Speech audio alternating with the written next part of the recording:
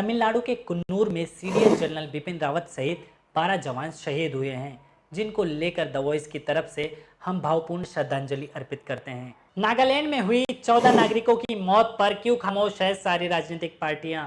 बुद्धिजीवियों, छात्र संगठनों और वामपंथियों से लेकर सभी ने साधी चुप्पी। नमस्कार, मैं हूं आपके साथ समीर सिद्दीकी। आप देख रहे हैं द वॉइस हिंदी।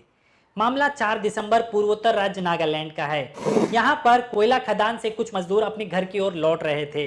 रास्ते में उनकी गाड़ियों पर सुरक्षा बलों की तरफ से अंधाधुंध फायरिंग की गई, जिसमें 6 लोगों की मौत हो गई।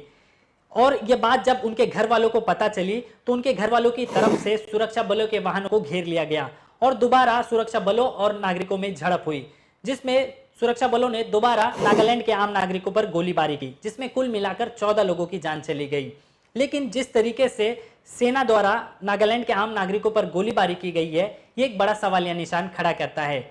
मान लो यही घटना दिल्ली, मुंबई या यूपी जैसे किसी अन्य राज्य में होती तो ये राजनीतिक संगठन के लोग, साथ ही सामाजिक संस्थाएं, छात्र संगठन के लोग सड़क से लेकर संसद तक हंगामा खड़ा करते और भारी विरोध प्रदर्शन होता। लेकिन नागालैंड ठहरा छोटा सा राज्य और इसकी जनसंख्या भी सीमित है, जिसका फायदा इन राजनीतिक संगठनों को अन्य राज्यों में नहीं होगा। इसीलिए इस पर सभी राजनीतिक पार्टियों ने खामोशी अख्तियार की हुई है। लेकिन मैं आपको बता दूं कि भारत की विविधता में ही भारत की एकता छुपी हुई है और उसी एकता का फूल है ये नागालैंड। अगर इसी तरीके से पूर्वोत्तर राज्य के लोगों पर सेना द्वारा गोलीबारी की जाएगी तो सरकार और नागालैंड के लोगों के बीच जो दूरियां है वो और बढ़ जाएंगी और सेना के प्रति वहां के लोगों में विश्वास कम होगा। इस पर देखते हैं कि राज्यसभा में भारी हंगामे के बीच अमित शाह ने क्या कहा। कार्यवाही की जाएगी। घटना की सूचना मिलने पर मैंने तत्काल नागालैंड के गवर्नर और मुख्यमंत्री से संपर्क किया। गृह मंत्रालय द्वारा भी नागालैंड के मुख्य सचिव और पुलिस निदेशक से संपर्क किया गया और कल पूरे दिन स्थिति को मॉनिटर किया गया। गृह मंत्रालय द्वारा तुरंत पूर्वोत्तर के प्रभारी अपर सचिव को भी कोहिमा भेजा गया, जहां उन्होंने आज सुबह नागालैंड राज्य सरकार के मुख्य सचिव एवं वरिष्ठ अधिकारियों और अर्धसैनिक बलों के वरिष्ठ अधिकारियों के साथ बैठक की। स्थिति की विस्तारपूर्वक समीक्षा की गई ताकि यह सुनिश्चित किया जा सके कि शीघ्र स्थिति सामान्य बहाल हो।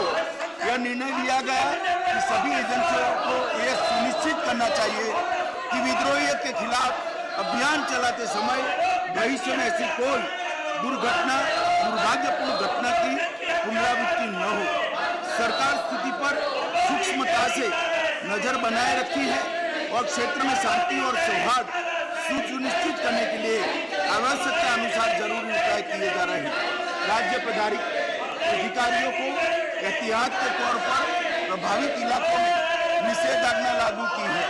भारत सरकार नागालैंड में हुई दुर्भाग्यपूर्ण घटना पर अत्यंत खेद व्यक्त करती है और मृतकों के परिवारों के प्रति गंभीर संवेदना व्यक्त करती है।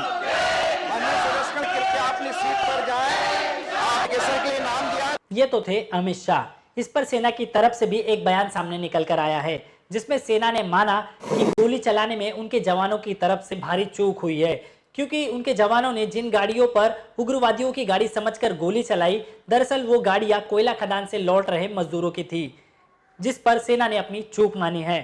इन सब के बीच एक कानून है जो इन दिनों चर्चा का विषय बना हुआ है, वो है आफ्स्पा, यानी कि arm force special power act 1958।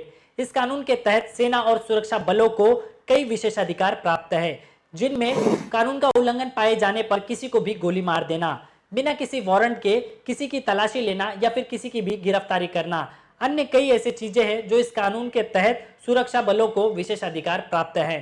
कई सालों से इस कानून को रद्द करने की मांग की जा रही थी, लेकिन नागालैंड में इस घटना के बाद अब यह मांग और तेज हो गई है और लोकसभा में नागालैंड की सांसद की तरफ से भी इस कानून को नागालैंड से रद्द करने की मांग की जा रही थी। इन सब के बीच जब इन मजदूरों का अंतिम संस्कार किया जा रहा था, उस समय नागालैंड से बेहद ही दर्दनाक तस्वीर सामने निकल कर आई। आप देखेंगे कि एक महिला किस तरीके से ताबूत पकड़कर बिलबिलाकर रो रही है। यह मंजर देखकर पूरा नागालैंड सहम चुका है। लेकिन जिन लोगों को देखकर दिल्ली, मुंबई जैसे शहरों में हम जापानीज, चाइनीज, नेपाली, पता नहीं अन्य किस तरीके की अभद्र टिप्पणियां करते हैं, भला उन पर बीते इस दर्दनाक मंजर से हमें क्यों तकलीफ होगी। वीडियो अगर YouTube पर देख रहे हैं तो चैनल को सब्सक्राइब कर लीजिएगा, अगर Facebook पेज पर देख रहे हैं तो पेज को लाइक कर दीजिएगा। नमस्कार।